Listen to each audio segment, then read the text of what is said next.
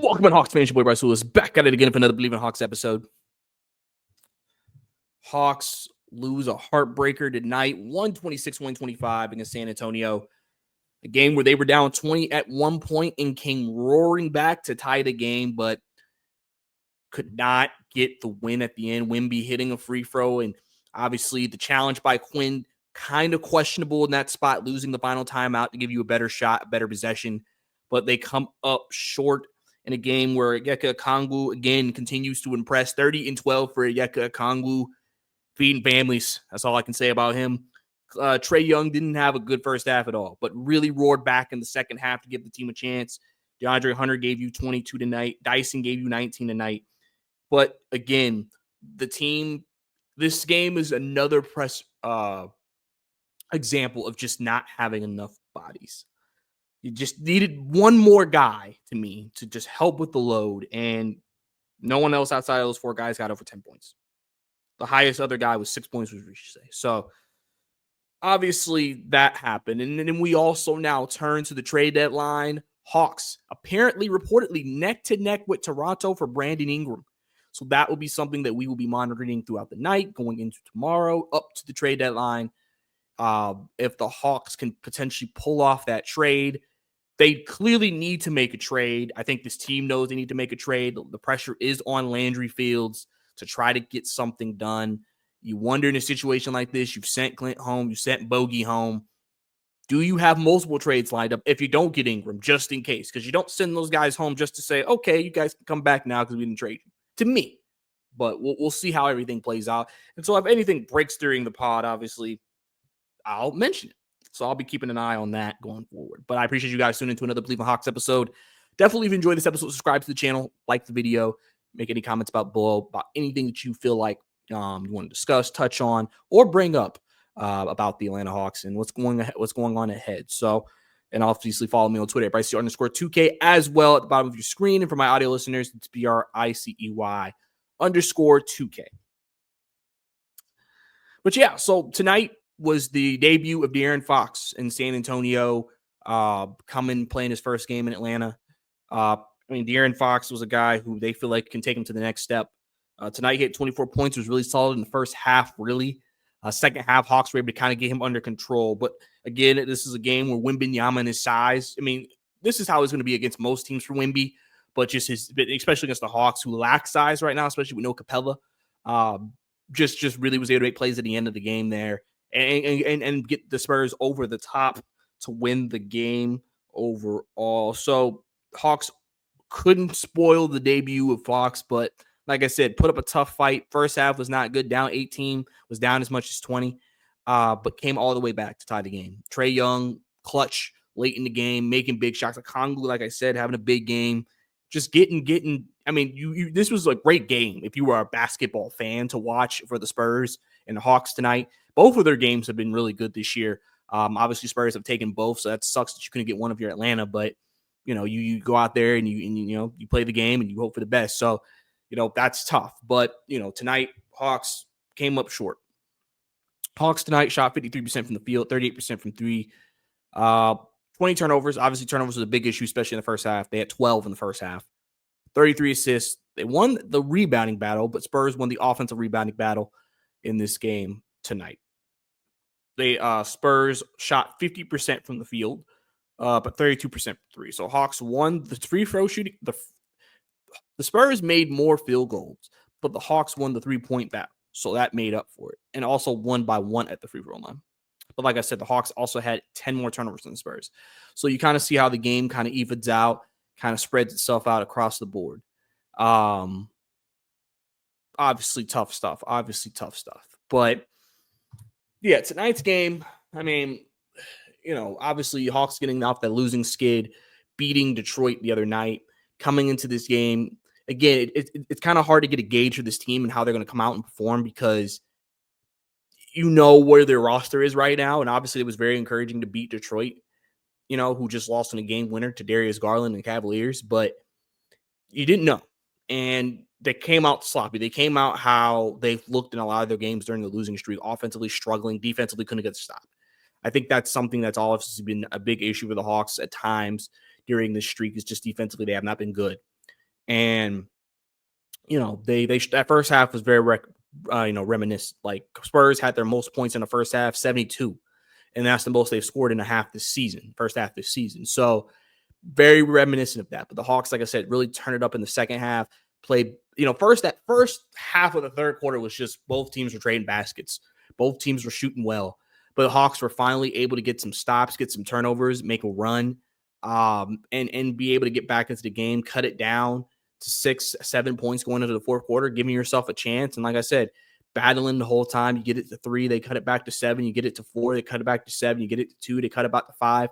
It was that kind of game until Trae Young was able to make some big baskets late. And also, what was interesting in this game, you saw a couple of Hawks players taking mid-range. There was some mid-range shots. You usually see Hawks either going to the rim or shooting threes. There were some guys who pulled up from mid-range tonight, and they didn't make them, but it's just interesting to see because, you don't ever see the Hawks take mid-range shots unless it's like end of the shot clock type things. So they, obviously that was that. And, they just, like I said, couldn't go over the hump in this game. And, when you always have these dramatic comebacks, it's always tough because you're wasting so much energy just to get back into the game. It feels like you're trying to play perfect basketball to get back into the game. But the Hawks, like I said, they did what they needed to do to get themselves just in a position to win. And, like I said, we can talk about Quinn's decision to use the challenge. Yes, that's probably not a good decision. Probably shouldn't have called that challenge. I mean, that's fair. Quinn didn't make a great decision there. I mean, you rather have just, especially, the coach relies on the bench. So clearly the bench also was like, we should challenge. But I also feel like in those situations at times, coaches also kind of, when those last minutes, you're kind of like, let's just take one. In that situation, you should have probably thought, okay, we only have one timeout left. Probably just need to hang on. Unless you just know, unless it's like, obvious, like you probably need to hang on to that one and at least give yourself a play to get called to draw up to get Trae a chance or whoever a chance to try to win the game or tie the game, right? And so I know a lot of Hawks fans are going to be stuck on that decision by Quinn. But and I've seen different reactions. Some people think this means, if you think Quinn's a bad coach, this fits your narrative. You're gonna be like, Quinn's a terrible coach. But also, a lot of people also say with the way this roster is constructed, the fact they had a chance tonight also should be reflected off Quinn. So you have your decision. You'll make decisions you make on any side of it or whatever you think about that call. But it is what it is, right? Also, ESPN coverage tonight, pretty bad of the Hawks. Too many guys not naming him. I think they were calling Riche Daniels and Daniels Riche at times. The end of the play, they said the Hawks were caught off guard. I do not think they were caught off guard. They seem pretty not caught off guard to me. ESPN, when they get Hawks games, they definitely kind of show the we don't really pay attention to you that much coverage. And you kind of can tell it in the coverage that they give this team. So, obviously that's annoying. And I know why then some people want to watch, even though Bob and them sometimes have, their issues, you go ahead and you continue to grow. So, and you try to bounce back from it, bro. Whatever. You just, who cares? Obviously, tonight, I would like to continue to say Okongwu, again, just a huge game tonight. And this is the first game Yeka has just been pulling up from 3. And it seems like he may have a sweet spot. He's taking a lot of corner threes. He was pulling up from the top of the key tonight and making them. If Okongwu can hit that 3 ball consistently, do you understand the type of offensive center the Hawks could have? Like, you saw him make shots tonight. And you talk about against bigger centers, he struggles. He balled out tonight. Okongwu was great tonight. I mean, really, he was fantastic. 30 and 11. Like, he was you see what Okongwu brings to the table and why the Hawks are excited about him. It took him a while to get here. Obviously, again, you had him at the beginning of with Nate McMillan. Nate's not really invested in development, so he wasn't going to be developed under Nate. You got to Quinn, and Okongwu's always showed moments, and you've seen that Quinn has shown interest and knows like Okongwu is a very interesting chess piece for him. And now, with him being a starter, he has played well to me as a starter. He has been good. And he tonight just had his best game as one, especially because they need the offense, especially with this team is needing the offense that they're getting from these guys. This was huge to see this performance from Okongwu. I mean, I feel like this is a performance that makes you feel better about him. It makes you feel like Okongwu is, like I said, continuing to take a step forward, continuing to grow and just be a better player overall. Which I think is what the system they have in place is. You want to develop the guys. You want these players that you like think of, like I always like to say, reflect on the development system. Think about Okongwu and Hunter because they were here, and even Jalen was here when Nate was here. And, Nate didn't really give Jalen the ability, even in the flashes, didn't really keep him playing consistently. Hunter, people felt like he was kind of the same player, and really never improved and kind of felt he was stagnant. Okongwu, again, flashes, but it never felt like Okongwu made these jumps, right? And under Quinn, I think you've seen those guys improve, develop, get better. Maybe, and we know Ricochet didn't have a great game tonight. I mean, the last 3 games he played good. And you're seeing Dyson Daniels, the jump he's made. You're seeing guys really, step up their play. And that's a part of just the development system they've put in place here in Atlanta. And they're going to continue to ride that and believe, because they understand, listen, there's just certain, especially because I've said with today's CBA, and I'll go into this when I talk about the trade deadline for the Hawks, but you can't just buy teams anymore. Like, think about I made this example before. Like, if you look at a lot of the top teams, a lot of it was developing, then adding. You're not just going to buy a contender. That just doesn't happen anymore. You have to have some type of development going on and an ability for players to grow, for them to take the next step. You can add key pieces, but it's like the Spurs are a prime example. You added Chris Paul and you added De'Aaron Fox, and they're great players, and it's going to help them win games. But if they want to win a championship, Vassell, Shohan, those guys, Champagnie, all those are the guys that have to continue to improve and get better. If they improve, they raise the floor of this team, which then can raise the ceiling of the team. And then that's when you can make that break, and then you can break through. And so, the Hawks have some guys that they have in their core that they want to develop. And I think that you've seen it in these last few games. So, obviously it's tough losing a game like this. You're very emotionally invested when you have a comeback. Obviously, the game ends, you lose, you're just kind of like, eh. And obviously you don't want the game to end on the free throw, but overall, I think that, if you're the Hawks, you showed some good things tonight. With the limitations that your roster has right now. I definitely think that this was definitely a Barlow game. I want to give love to Dominic Barlow. I mean, he's a guy who played with Wemby last year. He's not afraid of Wemby. He has shot block. It is what it is. Wemby's a freak of nature. I mean, it's just you watch him. It's like there's nothing we can do. I mean, because even teams with 7-footers at times are going to be helpless against Wemby because he can just still shoot over them. But I mean, Barlow, he gave them some great minutes tonight. I have been pounding the table for Barlow because I think for what this team needs, they need. And I've said this. I personally, if it was me, if I was Quinn, I'm playing Barlow over Nance. Because I just think Nance, to me, if he's not hitting the 3 ball, I feel like he's giving us a lot of empty performances. He's not giving us a lot.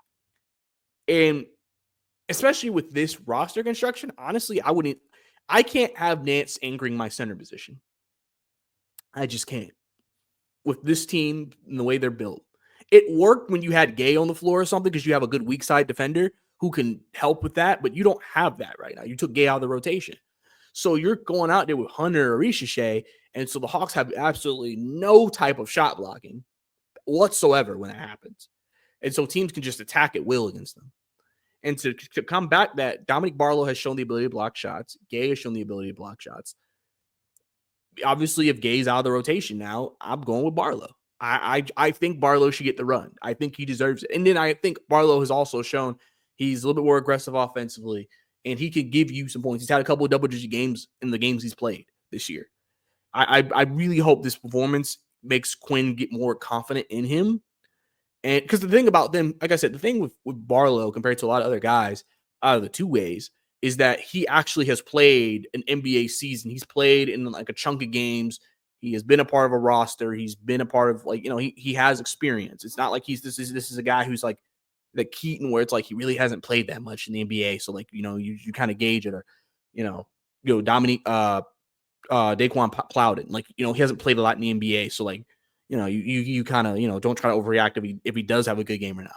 Like, you actually can say Barlow has played at this level and he's played with Wemby. And so I hope he continues to get more run moving forward. I really do tonight. But yeah, like I said, Dyson, I said before the game, Dyson has to give us a good offensive game. You're getting guarded by Chris Paul most of the time. Now they had De'Aaron Fox on him tonight and other guys, but he still was able to give them offense. Because, pretty much Dyson's offensive game is driving to the rim and getting floaters and attacking the rim. That's his game. That's how he's going to provide offense to this team right now. And then the occasional 3-point basket. And that works. And it's worked for him because he can attack. Dyson Daniels is a good driver of the basketball, and he can attack the rim and score. And that's something that he can get better at. And then if he can just add other elements of his game, that will only help him be better. And then, like I said, Trey didn't have a great first half tonight. He was terrible in the first half. Let's just be honest. He wasn't great at all. But second half, again, putting the team on his back, knowing I have to. This isn't a let me defer and pick my spot. He had to. He played the entire third. Him, Okongwu, and Hunter played the entire third quarter. Clearly, the Hawks were trying to win this game tonight. They played some heavy minutes tonight, man. Heavy minutes. So,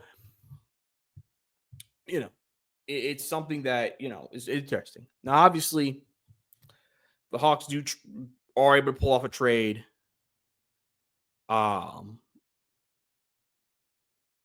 get Ingram. You're probably not going to see him against Milwaukee. So you probably won't get him if the trade, and that's not even a guarantee, but you probably wouldn't get him till, you have a back-to-back, so you probably wouldn't play against Washington either. Maybe Monday against Orlando? Maybe, so say. It's possible. But, like talking about the trade deadline, that seems to be the trade. I'm switching to that. That seems to be the trade. A lot of reports about Toronto and Atlanta trying to get Brandon Ingram. The Hawks obviously need a body. They need bodies to me. So I'll be interested if they did pull it off, what the trade would look like. Obviously, tonight, Jimmy Butler was traded to the Golden State Warriors. 5-team trade originally. Toronto was in that trade. Then they pulled out of that trade, which is interesting because they originally had agreed to take a player and then they didn't. Don't know if that means they're advancing on the Ingram trade and that's why they didn't take the salary or what. But, they're the team that they're battling. And I know some people are wondering, why are the Raptors trying to acquire, Ingram with the way their team is? I think the Raptors think that they actually have some players that are healthy. They've won games recently. They've played much better basketball as of recently, including being the Hawks twice. They beat Boston. They beat some good teams. And I think maybe they're thinking, maybe it won't be a great record, but, maybe we can sneak into that play-in 10th spot with the Chicago looking like they're going to go through a bit of a rebuild. You're kind of fighting now with Philadelphia trying to get up there as well. So that's definitely something that could potentially happen. So that's just something to keep an eye on moving forward. But the Hawks, are trying to make a move. And I hope they can. I really hope they can. Because right now, if the Hawks don't make any moves, I'm assuming Bogey and Clint will be back, which will help in some capacity. But obviously, with the loss of Jalen Johnson, that has severely hurt this team. And I think, you saw Trey's dad came out tonight, Rayford, and just kind of be like, man, if we were healthy, man, we'd be dangerous.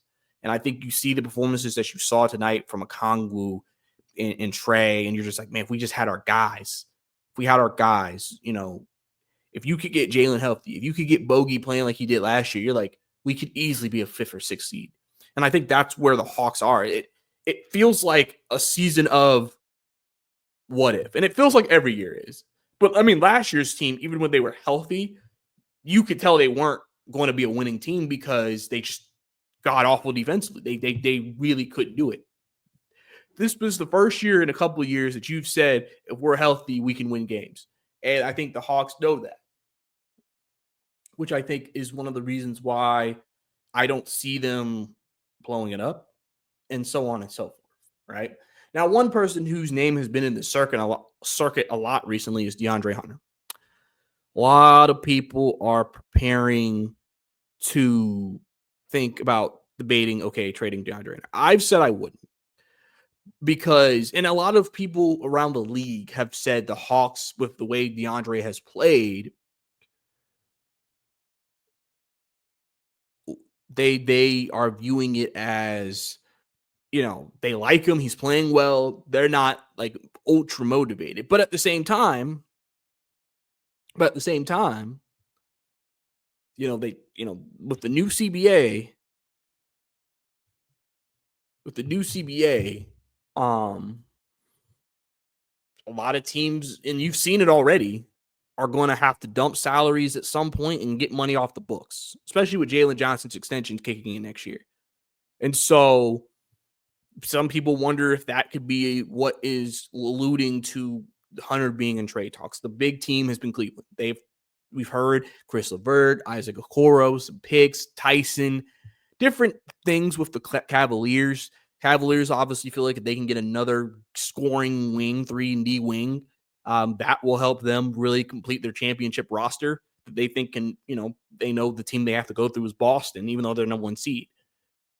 Hawks, obviously, if you're trying to be competitive, to me, I said, I don't think you make that move unless you make another move. Like if you get Ingram, I can understand, because then it will create an avenue to resign Ingram this offseason. And if you want to go with Ingram, Jalen, and Trey as your big 3, okay. Right? That could be what you go with. But I don't think you make it as a standalone move to me, because you're making the roster worse, and it seems like you are still trying to be competitive. So my Hunter opinion on him being moved just depends on what else they're doing. I would not do that as your only move. There would have to be a corresponding move. Plus, people have made a good point, and I agree with this. I'd rather play the season out with Hunter and Ingram, then see how it looks. And if Ingram looks like he won't stay, then you just keep Hunter. No reason to trade Hunter, then lose Ingram, and now you have no wings again. Like it's too much of a risk to me to really do that now. If you want to move Hunter this offseason, sure. If you feel like that's the best move and Ingram's staying and you need to free money up, sure. I understand that. But right now, it's just, the thing is, we want these trades, but I'm like, you got to think about, what does this do to the roster?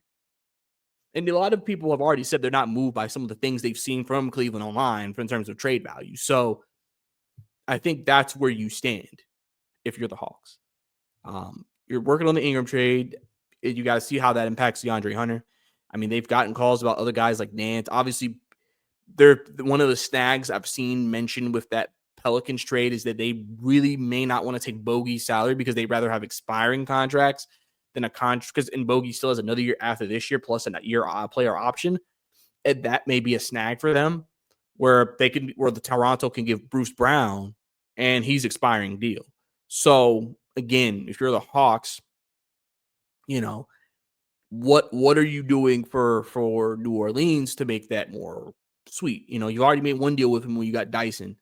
Can you pull off a second one? A lot of people obviously believe Clint Capella will be going back to them because they need a center bad, right? And again, you move, and they just got under the tax today by trading away Daniel Tice. So, these are all things that they have to keep under consideration. And like I said, we'll keep an eye on the Hawks. If they make the move, they make a decision, and they go with, Ingram or something like that. Like I said, these are all tough decisions to make. It's not easy as a GM to do it because you have to make sure you're not destroying your roster, but at the same time, if you need to make an upgrade, make something happen. And I think that's something that, people have never actually faced the pressure of, that try to make these decisions and tries to assume that this is an easy thing to do. I mean, because, not everybody's desperate like Golden State. And even Steve Kerr didn't even want them making the move they made. I mean, they'll take Jimmy Butler, but I don't think it was like they wanted this. So we'll have to see what happens, man. After the trade deadline, we'll have a better feeling for things. And obviously, if something breaks, if they do complete the trade, or if any trade happens, I will be at work until 5 p.m. tomorrow. So I will not be able, Thursday. And so I will not be able to get you a podcast up till I get home, which I will give my full reactions and thoughts to what the Hawks do, whether that's nothing or something. And I'll get you guys an episode about my thoughts and what this means moving forward. Obviously, I'll be active on social about it. May get a YouTube short out as well, just to give you guys a little bit of my thoughts and instant reaction to the trade. So we'll have to see what happens with the Atlanta Hawks. Like I said, tough loss tonight to the Spurs, but the team fought tonight, just battled. Okongwu monster game. Trae Young steps up in the second half. Dyson Daniels does his thing. Hunter does his thing. They just need more. And one of the biggest things they're lacking is bench scoring. They are barely getting bench scoring, and that's hurting them a lot to me. They got to get more from other guys if they're going to be able to start trying to get the season back on track and winning some games and get on another winning streak. So we'll see what happens, man. But, I think that's about it for me in the Bleeding Hawks podcast. Appreciate you guys tuning in for another episode. Definitely go ahead and hit that subscribe button if you enjoyed the episode, like the video as well. Follow me on Twitter, Bryce_2K for all my Hawks takes. Obviously, if something breaks, I will be up and I will be tweeting about it and might turn right back around and get back on here and do a podcast for you. Obviously, it won't be 25, 30 minutes long. It'll be like maybe 10, 15.